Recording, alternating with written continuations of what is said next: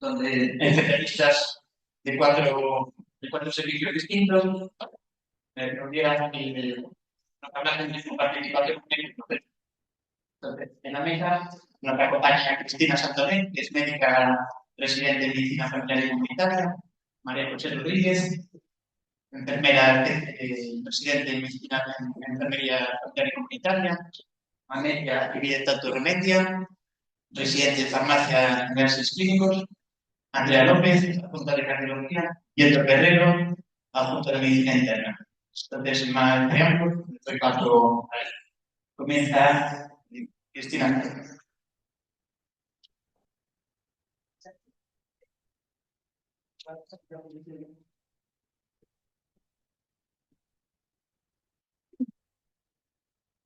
Buenos días a todos. Bueno, para comenzar, me gustaría contextualizar un poquito y empezar a hablar de la prevalencia de la enfermedad.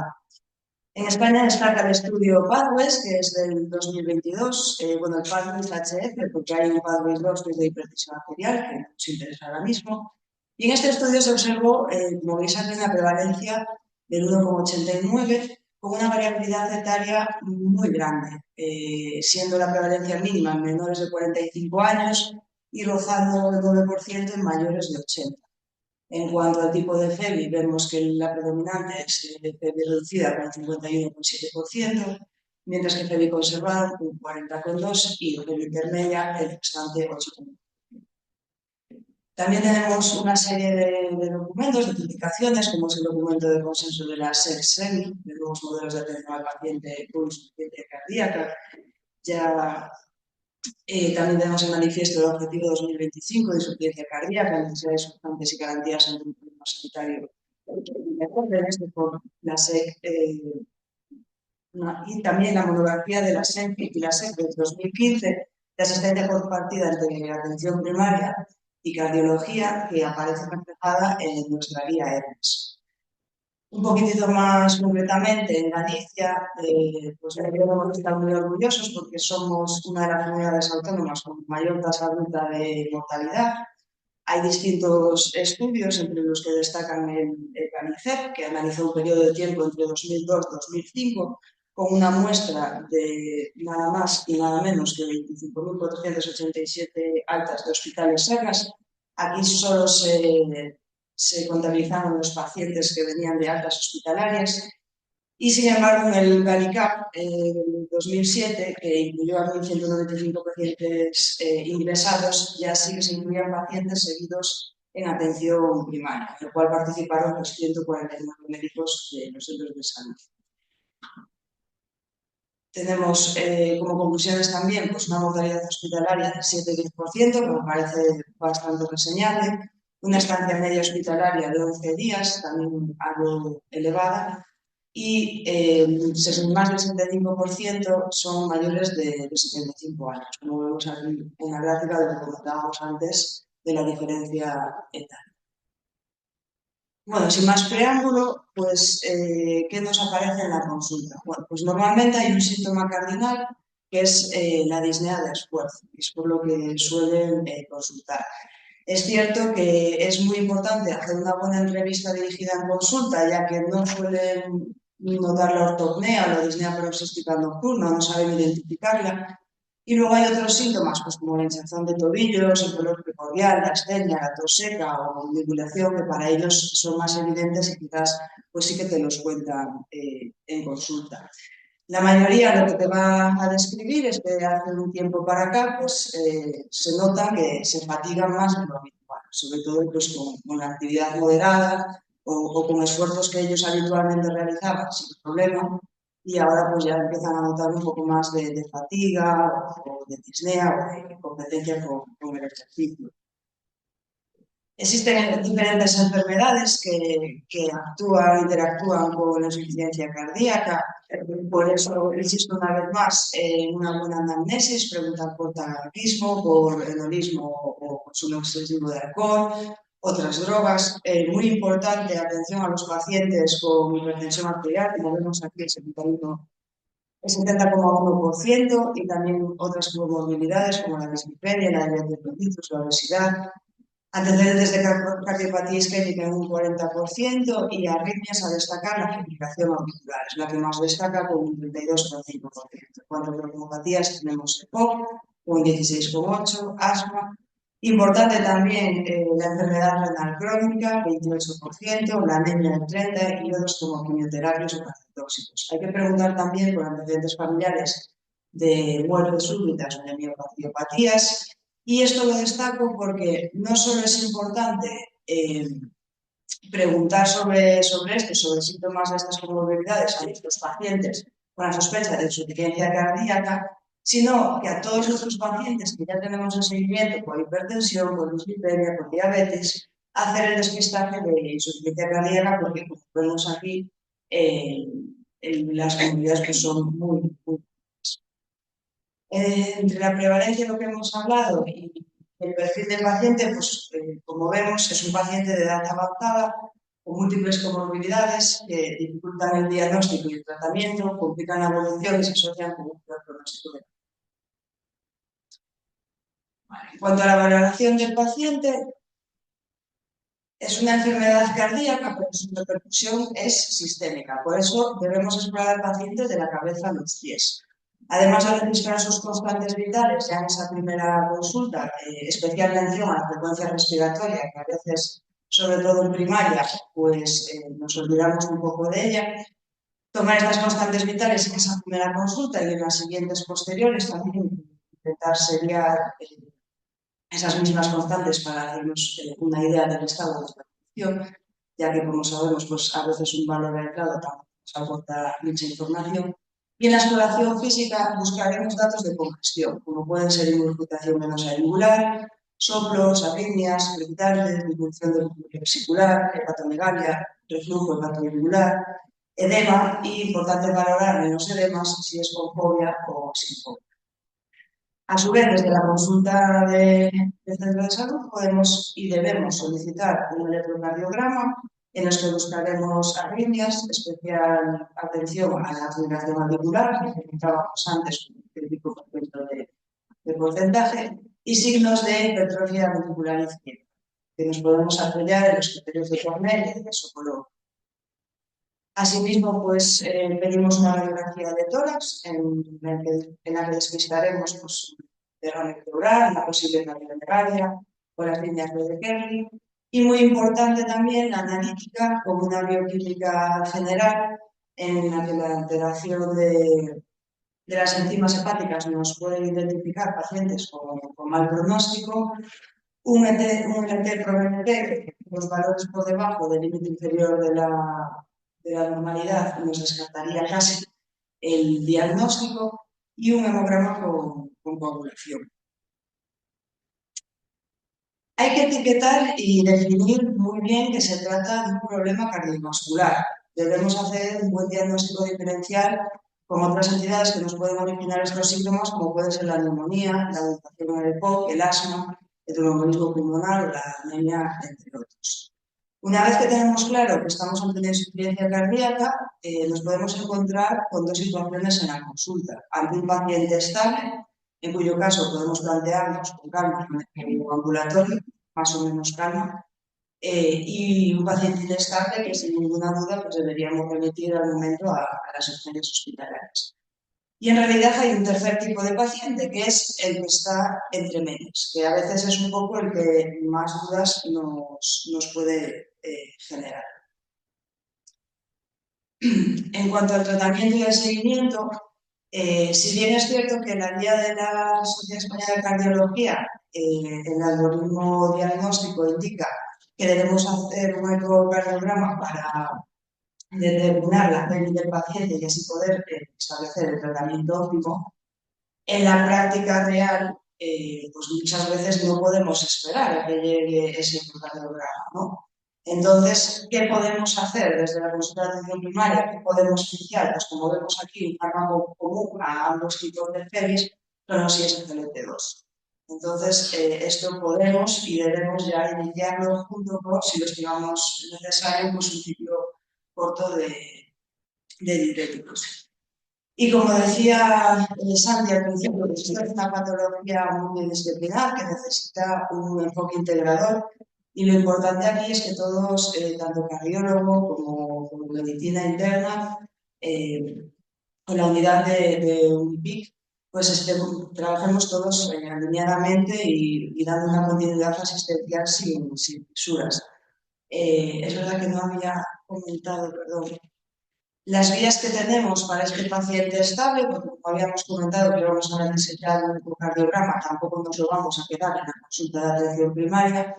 Entonces, la interconsulta principal esencialmente es a cardiología, lo cual es cierto que a veces produce un poquitito de sobrecarga y sobre todo en especial con algunos pacientes, como comentábamos al principio, de edad avanzada, con muchas comorbilidades que finalmente acabarán en medicina interna, en la UMIPIC, pero al necesitar el ecocardiograma para optimizar el tratamiento, pues al final en la atención primaria lo que se acaba haciendo es consultar a cardiología.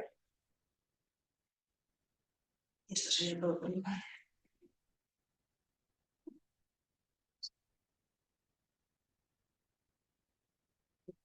Pues desde enfermería, en atención primaria tenemos varias vías para captar a los pacientes. Los pacientes que son diagnosticados en un ingreso hospitalario de insuficiencia cardíaca, las enfermeras gestoras les darán información básica y detallada de su enfermedad. Estas enfermeras gestoras, una vez el paciente ha sido dado de alta, si ellas consideran oportuno, se pondrán en contacto con la enfermera de atención primaria para informar del alta del paciente. Desde la consulta de primaria también tenemos para captar al paciente el programa Conecta 72. Este programa, una vez el paciente es dado de alta, en las primeras 72 horas nos aparece en nuestra agenda una cita telefónica para hablar con el paciente. Y otra vía de entrada es la derivación desde consulta del médico de atención. En los pacientes estables, por parte de enfermería, debemos realizar control cada 3 meses de la tensión arterial, la frecuencia cardíaca, frecuencia respiratoria, saturación de oxígeno, el peso. Es importante decirle al paciente que debe de registrar un peso diario una vez que haya vaciado la vejiga y antes de desayunar para ver la evolución del peso, un perímetro abdominal, el edema periférico con el signo de Godet o de fobia. Todos los signos, escalas y test que voy a contar se encuentran en el apartado de escalas del Janus. La disnea con la escala MRC y la tolerancia a la actividad mediante la escala. La adherencia al tratamiento, preguntarle si es cumplidor o no cumplidor con la escala de Morris-Tigren. La dieta con la escala MAS. El ejercicio físico para estimar el nivel de actividad física que realiza nuestro paciente. El control de hábitos tóxicos con el test de Parkinson para la dependencia de la nicotina. Revisar también su historia clínica que tenga un electro y una analítica anual. Y también revisar el estado de vacunación, sobre todo de la gripe y del neumococo. Completar el caso de ser necesario. Debemos también vigilar las comorbilidades de los pacientes, ya que cualquier exacerbación de estas comorbilidades dará un desajuste de su insuficiencia cardíaca. En el caso del EPOC, tenemos la escala TAI, que es el test de adherencia a los inhaladores. Si el paciente presenta apnea del sueño, pues le podremos preguntar si utiliza ventilación mecánica no invasiva, si tolera bien los dispositivos, etc. En el caso de presentar diabetes mellitus, debemos revisar que tenga una analítica cada 6 meses para vigilar los valores de hemoglobina glicosilada y ajustar el tratamiento en consecuencia, que tenga realizada también una retinografía cada 2 años. Debemos de evaluar el pie diabético y también preguntar al paciente si presenta claudicación de miembros y realizar el de ventas necesario. La obesidad, el estudio PREMIR, que es un estudio de valoración dietética de 14 preguntas que pretende ofrecer información sobre la adherencia al patrón de dieta mediterránea. Igualmente, estimar el nivel de actividad de nuestro paciente, controlar si tiene anemia, insuficiencia renal, depresión mediante la escala de Hamilton, glicemia o desnutrición. Debemos de dejar muy claro al paciente cuáles son los signos y síntomas que debe reconocer para la descompensación. Edemas de extremidades inferiores del abdomen, ganancia brusca o inexplicable de peso en un periodo muy breve de tiempo, disnea de esfuerzos o disnea antes que no tenía disnea ante unos esfuerzos de oración, ortopnea, tos irritativa persistente, astenia intensa, oliguria, sobre todo por las noches que es que levantarse varias veces al baño, palpitaciones o presión torácica. Ante estos signos de descompensación, el paciente debe acudir a consulta cuanto antes. Y si el manejo no es posible desde atención primaria, nos podemos poner en contacto con las enfermeras gestoras de vida, con la UNIPIC, las consultas externas de medicina interna, las consultas externas de cardiología, con los números que aparecen abajo.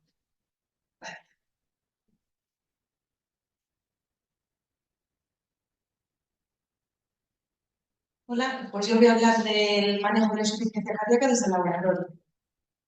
Aquí, como podemos ver, vamos a medir los péptidos natriuréticos que van a constituir una piedra angular en el manejo de la insuficiencia cardíaca, siempre junto con la historia clínica, el examen físico y el electrocardiograma.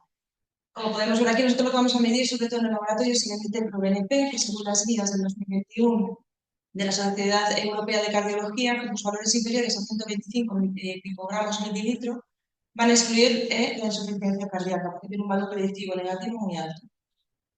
Dentro de los péptidos natriuréticos podemos tener tres familias, donde vemos que está el tipo A, el auricular, y el tipo B, el brain, que se van a producir principalmente los cardiomiocitos y van a tener un efecto sistémico, que van a estar mediados, como podemos ver aquí, por sus receptores NPRA y NPRB, de manera que al unirse a ellos van a producir un aumento del GNP cíclico, dando lugar a la vasodilatación, un aumento de la natriuresis, diuresis y disminuyendo la hipertrofia, para ser unos antagonistas del sistema renina-angiotensina endotelial.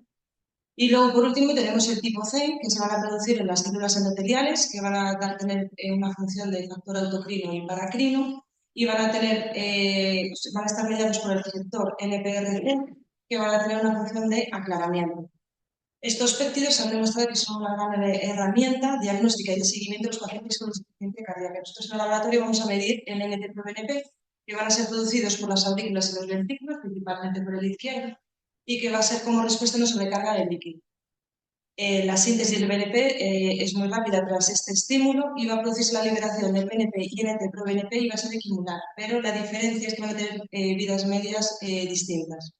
De manera que el BNP va a estar 20 minutos más o menos y el NT-proBNP una vida media de 71 minutos. Por ello va a tener unas concentraciones más elevadas y de ahí su interés en la utilidad clínica. ¿Cómo lo medimos? Pues nosotros tenemos unos autoanalizadores que se llama el Atelica IMP, que se van a basar en un inmunoensayo de tipo Sandwich con 2 puntos automatizados y va a emplear una tecnología de criominiscencia, usando siempre unas cantidades constantes de anticuerpos monoclonales.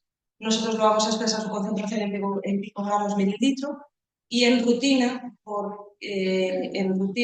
vamos a medir estas muestras en suero, a diferencia de urgencias que lo vamos a hacer en plasma.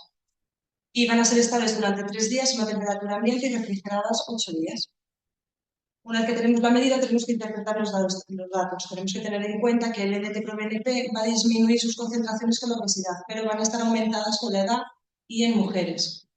A mayores tenemos que tener en cuenta que hay unas causas extracardíacas, como es la insuficiencia renal y la hipertensión pulmonar, que lo que van a hacer es aumentar estas concentraciones. Por ello tenemos que tener en cuenta que estos valores de referencia van a estar estratificados por edad, para disminuir y minimizar este efecto de las disfunciones renales. Como os dejo aquí esta tabla, que bueno, yo me voy a centrar sobre esta talla que es en el centro ambulatorio, pero aquí en urgencias que está estratificado por edad y en consultas en ambulatorio, valores inferiores, como he dicho, debajo de 125 picogramos mililitro, es muy poco probable que sea una insuficiencia cardíaca.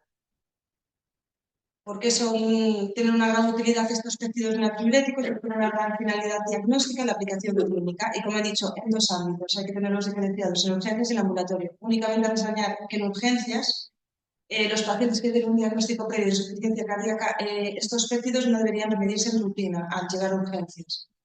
Y luego a nivel de ambulatorio ya se estableció en febrero del 2021 la determinación del péptido natriurético en el área core del laboratorio, en rutina, en el área central.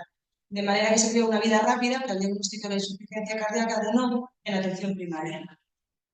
Y por último, hablar de este biomarcador, el CA125, el carbohidrato, que se han realizado varios estudios donde se ha encontrado que este parámetro está asociado con la congestión, con la irritación yugular, con un edema periférico, la hepatomegalia, ortopnea y irritantes. De manera que también se puede confirmar que el valor de CA en la estratificación del riesgo, independientemente de los signos y síntomas de la congestión, va a añadir una información en la evolución y en la predicción del riesgo. Y lo vamos a agrupar siempre en los biomarcadores de congestión e inflamación. Y eso es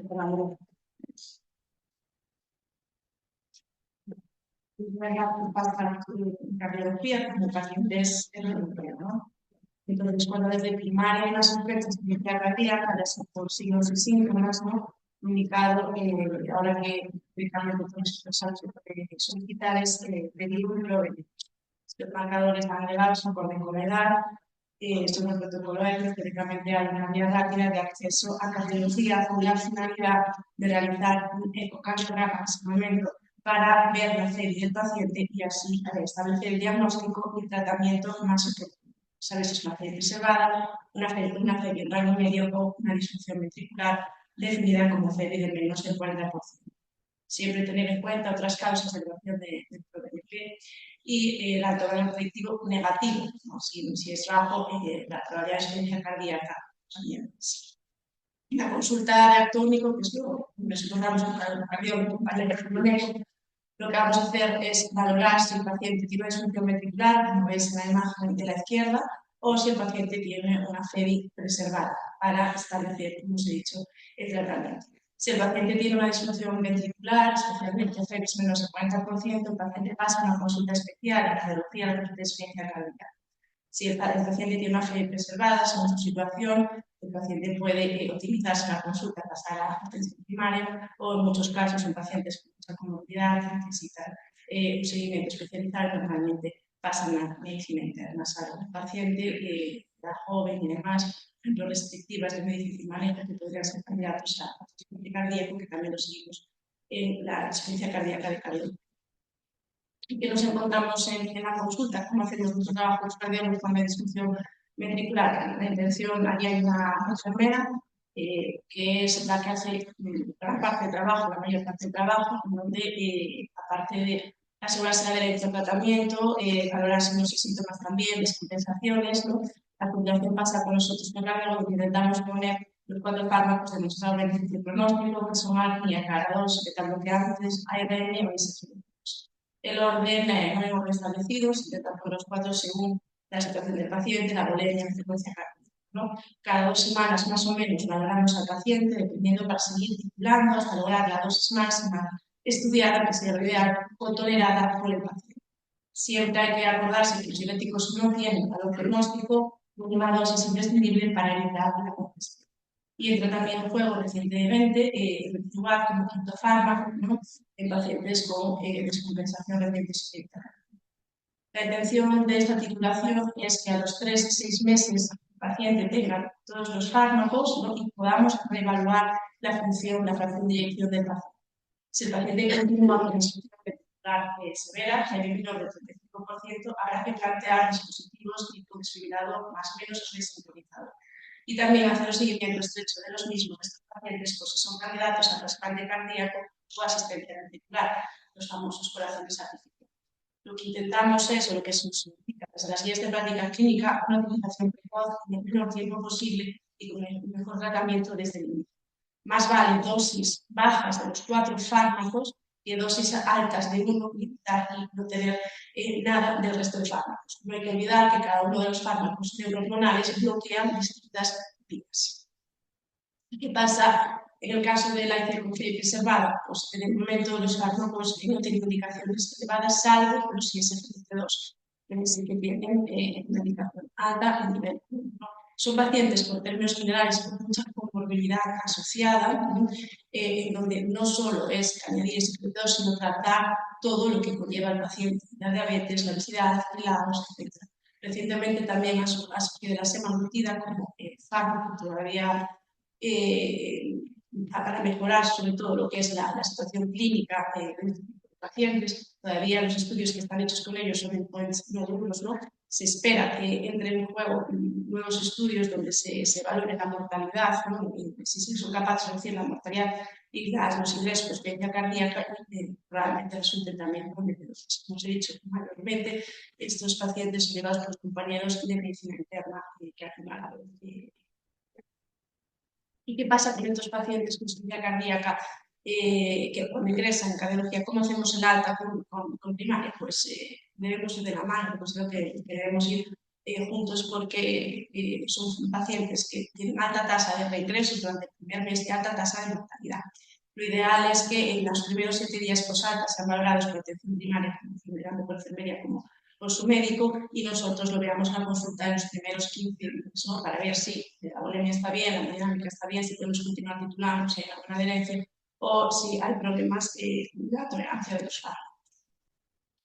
¿Y cómo hacemos la transición al paciente, estos pacientes, cuando realmente hemos conseguido utilizarlos y están estables a primaria? Pues lo que nos dicen un poco los consensos de esa primaria es que aquellos pacientes que están en una NIJA 1 o 2, que no tienen descompensaciones en el último año, que su tratamiento está optimizado, realmente podrían pasar sin todo primaria de la mano con carrera clínica. Cuando presenten alguna descompensación, empeoramiento clínico, estos pacientes tienen una vía de acceso rápida, nuestra consulta es fecha cardíaca, tienen el teléfono, se podrían ver ¿qué seguimientos deberían de recomendarse en primaria? Sobre todo la hemodinámica, lo que son las tensiones, frecuencia cardíaca, y cada 4 meses valorar la función renal y el potasio, la clorhidrosa, que son fármacos que pueden elevar las células de potasio, una diarrea o un cuadro catarral, pero pueden descompensarlo y con ello también lo que es su propia bioquímica, ¿no? En general, estos pacientes no necesitan épocas gamas de seguimiento, salvo que empeoren clínicamente, y en cuyo caso también pueden contactar directamente con nosotros en nuestra consulta.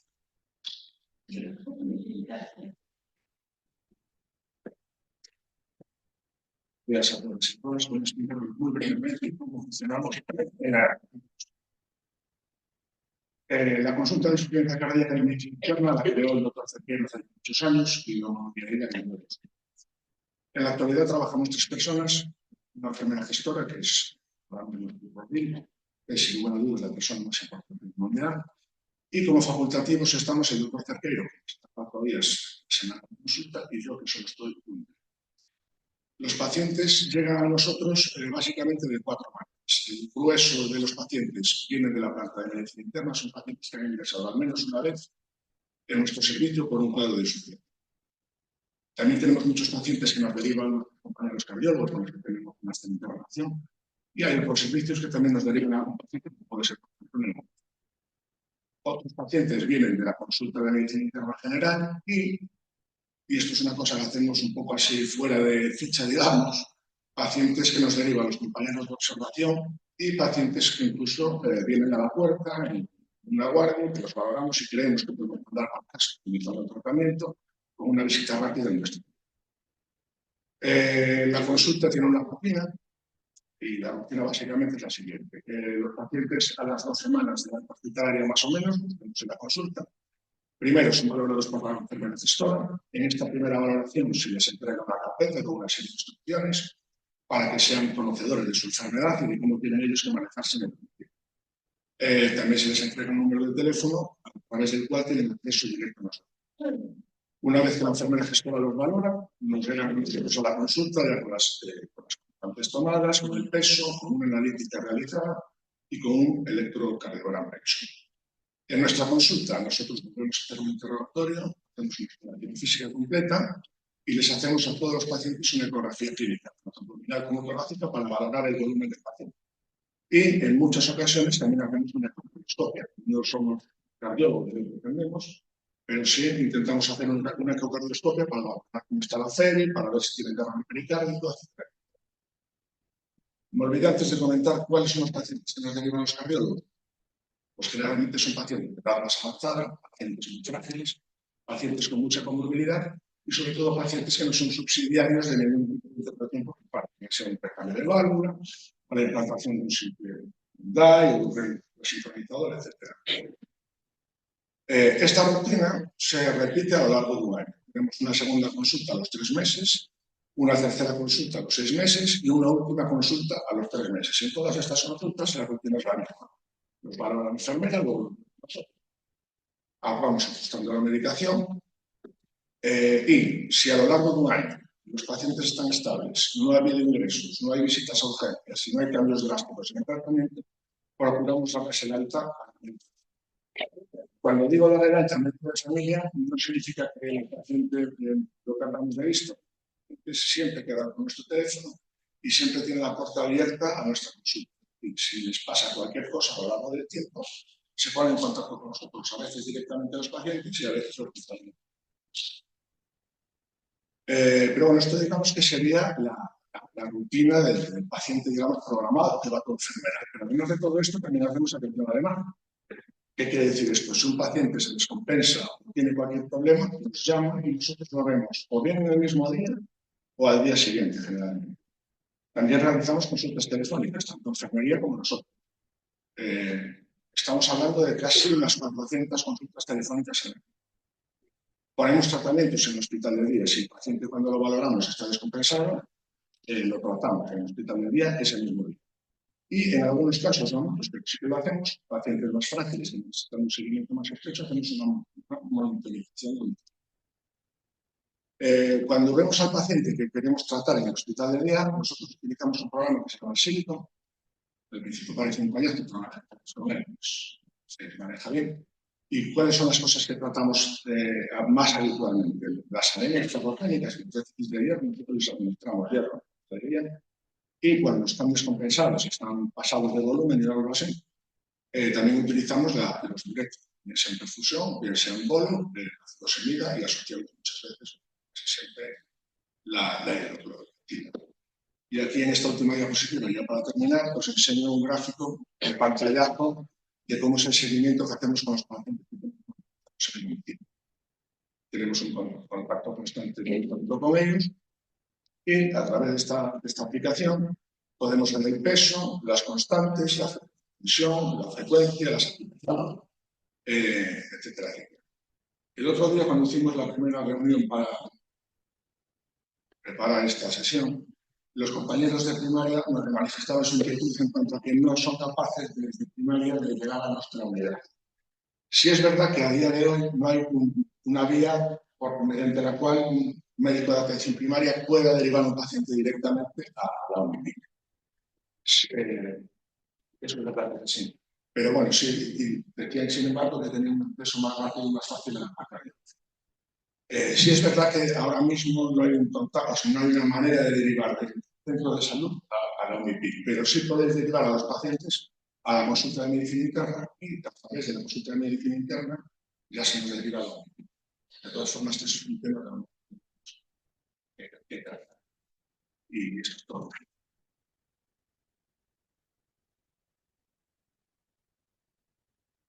Y pues, para terminar, decir como resumen, que los pacientes cuando llegan a consultas de centro de salud o bien a urgencias hospitalarias nos traerán unos síntomas más o menos sugestivos de insuficiencia cardíaca. Entonces lo que debemos hacer en consulta es una buena anamnesis, una exhaustiva exploración física y luego apoyarnos con pruebas complementarias como el electrocardiograma, la radiografía de horas y una analítica que en el caso de atención primaria ya tenemos un epígrafe, una solicitud, digamos, prehecha de derivación a cardiología, donde nos entra una bioquímica y un hemograma con péptidos nutrientes. Entonces, en función del NT-proBNP, como decían mis compañeros, nos va a ayudar mucho en la derivación de estos pacientes que tengan unos péptidos natriuréticos NT-proBNP menor a 300, pues nos va a descartar la entidad de insuficiencia cardíaca y debemos de pensar en otras causas, mientras que si el paciente tiene un NT-proBNP por encima de estos valores, nos va a sugerir que no diagnosticar la insuficiencia cardíaca. En pacientes que sospechemos insuficiencia cardíaca y no tengamos un ecocardio previo, la derivación será a cardiología. Y aquí también tenemos tres posibilidades desde primaria. Una consulta, digamos, ordinaria para consultas que no tengan tanta prisa. Una consulta no presencial. A veces podemos consultar dudas de electrocardiogramas, por ejemplo. Y una consulta de vía rápida para estos pacientes que de nuevo diagnóstico y sospecha de insuficiencia cardíaca, paciente que a lo mejor ya tiene afectada la calidad de vida. Pues entonces, aquí, en este caso, sí que le haríamos una vía rápida a cardiología. Y es importante tener un ecocardio, porque esto nos va a clasificar a los pacientes en función de la fracción de eyección del ventrículo izquierdo, en una fracción de eyección del ventrículo izquierdo preservada, ligeramente reducida o reducida. Y en función de en dónde encasillaremos al paciente, pues va a tener un tratamiento u otro. Como decía Héctor, pacientes que veamos en primaria, que nos sugieran que tiene insuficiencia cardíaca, que ya tengan un ecocardio previo que sean más añosos o que tengan más comorbilidad, ahí pues que deberíamos de perfeccionar a lo mejor la derivación en medicina interna. Si ya tienen el ecocardio, a lo mejor no son subsidiarios de medidas más agresivas que podría hacer cardiología. Una vez que estos pacientes se diagnostican y se clasifican, pues se les iniciará el tratamiento desde el hospital, se les dará revisiones programadas y una vez que el paciente está estable, pues puede volver a atención primaria. También nosotros, pues entre enfermería y médicos, pues haremos el seguimiento del paciente. Y nada más, esto es todo. Muchas gracias. Si tenéis alguna duda, pues encantado de contestarlas.